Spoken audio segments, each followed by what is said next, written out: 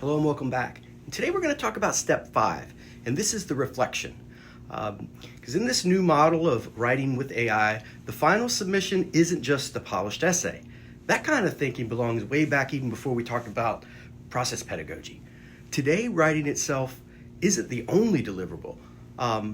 What matters just as much, if not even more, is the reflection that accompanies that. We ask students to consider the role AI played in their process. What parts did you use the AI for, and why did you use it? What surprised you, if anything? What challenged you? Would your paper have been better or worse without it?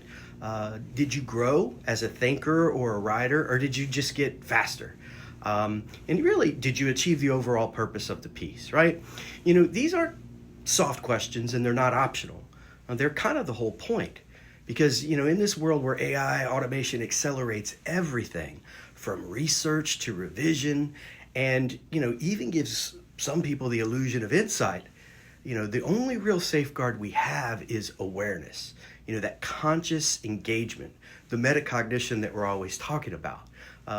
The ability to really stop and ask, what am I doing? What's this tool doing? And what am I doing with this tool, that AI? Reflection really transforms the assignment from just a task to maybe a turning point. It helps them understand that writing isn't just a static process or product, but it's a layered living process full of all kinds of choices, some of the writer, some the AI. And it reminds them, how they wrote matters just as much as what they wrote. When students can articulate their process and kind of map out that space between the idea they had and that final draft, that's when they really begin to develop the discipline of a writer. But even more than that, they strengthen that muscle of thought, of self-regulated thought. And that's just good academic practice, good thinking practice.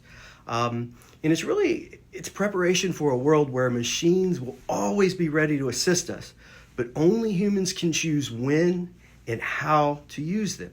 So yes, people ask me all the time, we still want the essay. We still need the essay, but we also want them to walk away with something deeper.